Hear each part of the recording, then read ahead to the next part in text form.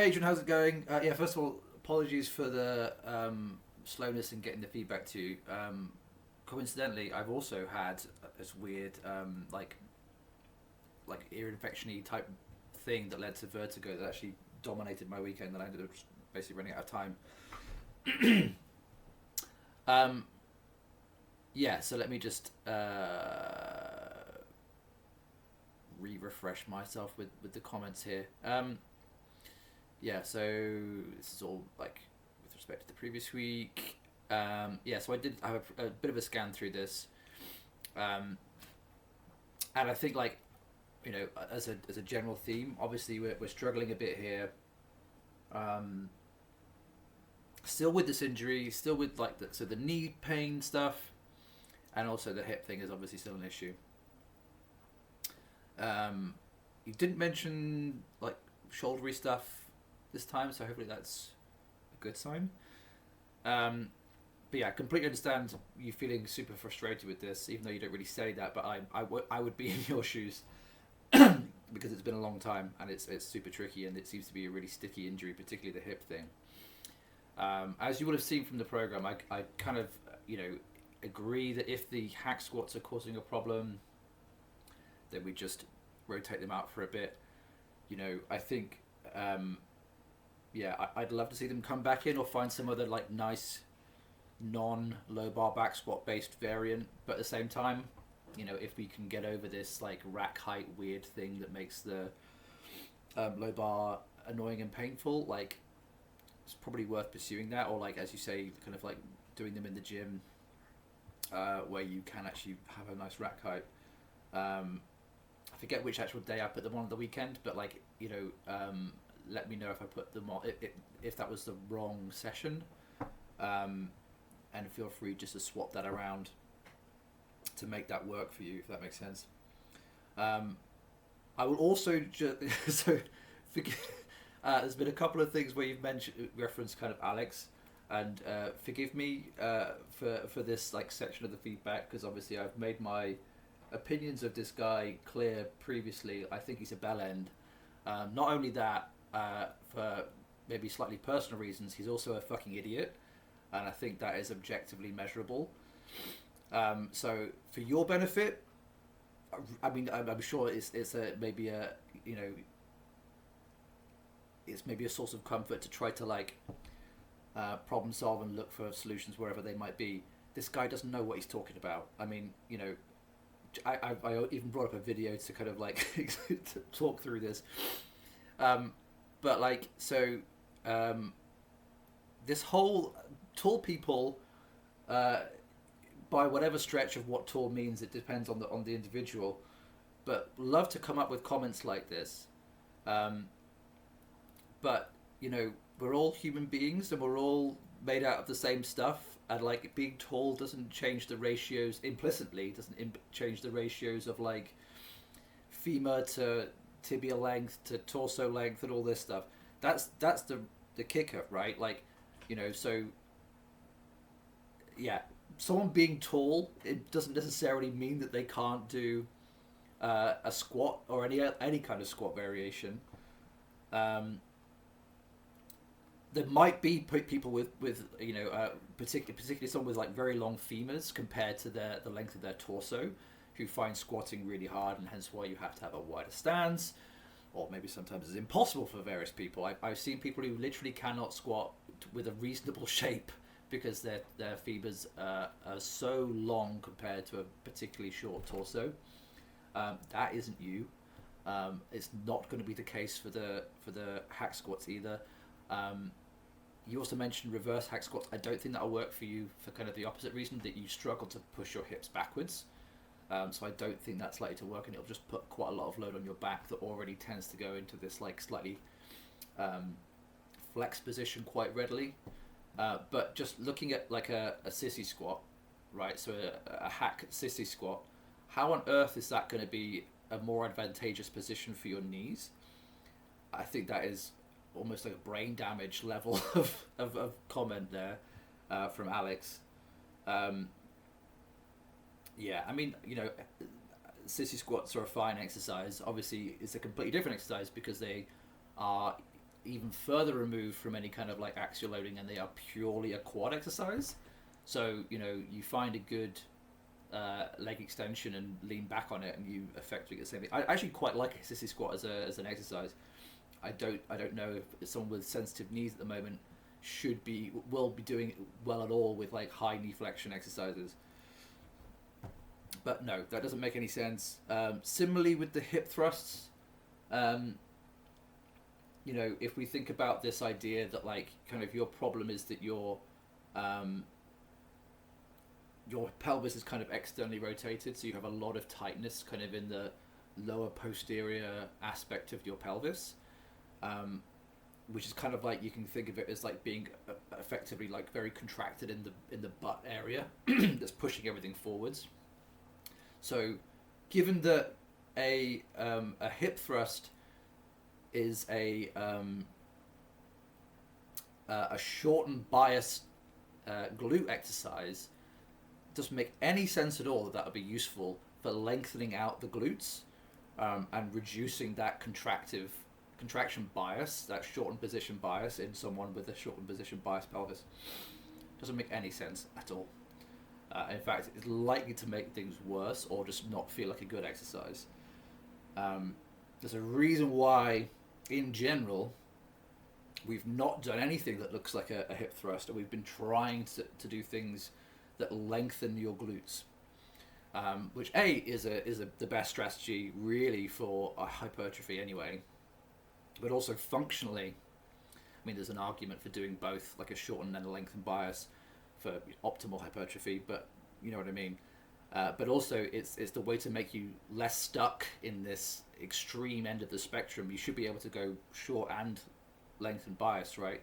But you can't do this lengthened position. So being more in the shortened side of things is not going to help. But yeah, with that out of the way, let me get into the videos. As I said, apologies for that bit of a rant. But yeah, I think the guy's a fucking idiot.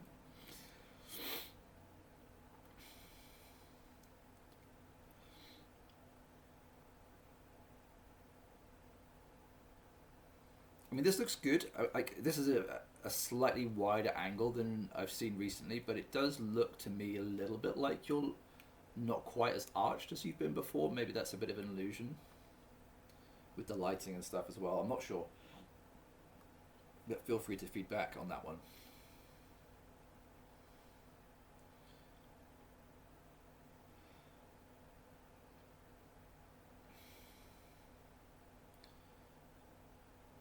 So I think that this is definitely, compared to a while ago, a dramatic improvement. But I still can see, right, there's still this tendency. If we draw elbow and then this, we still are doing that, right? We still have an angle here, which tells me the intent for the exercise is not exactly right. I think I heard a good cue for this in terms of like how to bias the lat, and it's that what you should really be trying to, even like focusing a little bit less on what the elbow's doing, and certainly not really at all on what the hand's doing. So as a heuristic, of is this being executed correctly? Is this a straight line between elbow and cable anchor point? But in terms of like what you're trying to cue in the execution, you should try to feel like what you're doing is shifting your armpit down, right, as you're doing this. So if you think about like, let me just draw a really quick. So this is someone's back, right, with shoulders, etc. And you have like let's say your arms coming off here somewhere, and you have a shoulder blade, right? So your lat comes from your, let's choose a different color. Let's say these are the bones, right? Your lat comes down here and wraps underneath your arm, whereas like there are some other bits and pieces like that attach onto your shoulder blade. So how do we make sure that we're not using these green muscles, right? And this is going to mostly involve how we are moving around here. So this, how do I explain this? So this whole, let's say this is your, this is a bad drawing actually for this. Let me draw a secondary one. Let's say this is your spine, and this is your shoulder blade here, and then your arm kind of comes off. So the way to get lat to work is to effectively move this whole complex up and down, right? Does that make sense? You can kind of like feel that a bit, like if you kind of do this, the action of this, so not just up and down, but also kind of like slightly across your body a little bit, is like lat, right? Anything that is purely, if I keep my shoulder completely still and then do this, there's no lat involvement really, particularly if we have the arm at this kind of angle, right, where it's above 45 degrees. There's no lat engaged in that at all. So you can kind of then play with that and feel to the extent to which you can move your entire shoulder blade and like armpit as an extension of that, and like really bias lat. So this is the way to think about this exercise, right? In that the thing that you're mostly trying to do is, I actually explained this wrong in the first instance. So it's obviously you're not trying to move the armpit up and down. That would be more of a lat pull down movement, but you're really trying to move the armpit forwards and backwards. Does that make sense? So we don't care that much about what's happening with the arm. We want to bring the arm back to, let's say, here. So from here to this. But past that, we're not going to get much lat involvement. It's more about getting this shoulder blade to kind of like come forwards and then come back to neutral. So maybe try thinking about that as well, and really, really try to focus on keeping this like neutral position here. So again, you are kind of like, you're tempted to almost like bicep curl the weight through here.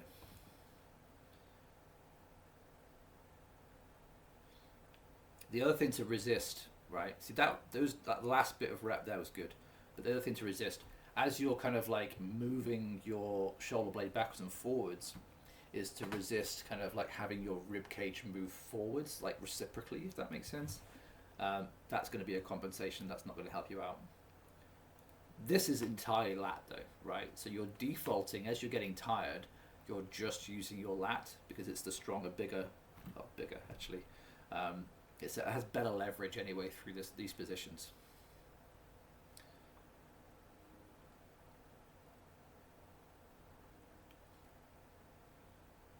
But yeah, for context, right, if we think again about being tall here, you have a lot of room to move your feet up the pad if that was a problem, but I would still say that, like, you know, you're not getting your knees past your toes.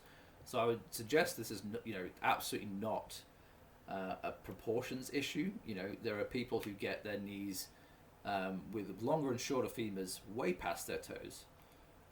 So it's not to do with that. It's almost certainly going to be driven through this dysfunction through the hips that is removing the rotation through the knee that is required at these like deep knee flexion positions. Your femur has to kind of rotate relative to your tibia and vice versa. And that lack of rotation is what's driving the knee pain.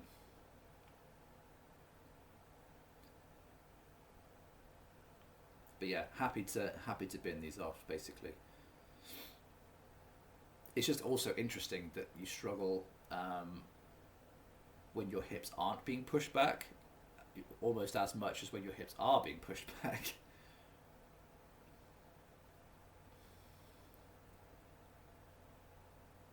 Cool, this is way better, right? So I think, you know, I would like to not exclude trap bar, because, you know, you're throwing around a lot of weight here. That's got to be a good time, at least to an extent, right? You get a good pump in general as a body feeling.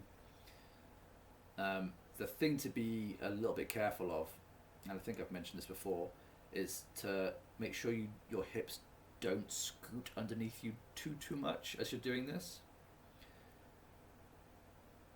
These generally look okay.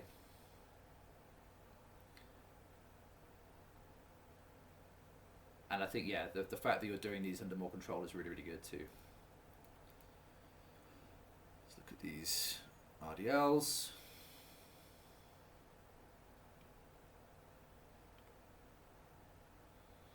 So I think there's a few hit like tricks we can use with the that's my favorite person, with the RDLs, right? And one of them, if we're struggling to execute and keep the big toe down and like push the hips back, we can regress this back to, yeah, let's try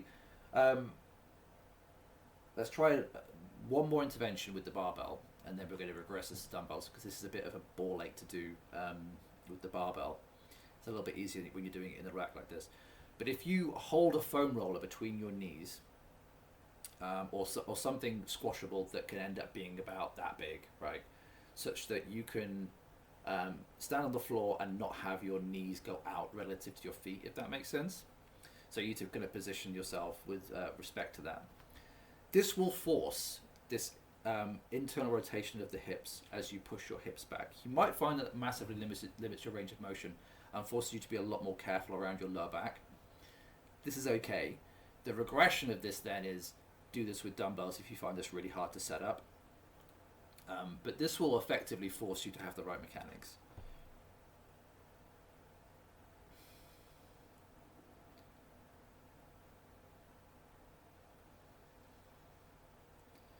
The caveat is that you set this up, have the whatever it is between your knees, foam roller or like small squishy ball, or like medium-sized squishy ball. You have to make sure you're prioritizing the sort of the weight distribution on your feet.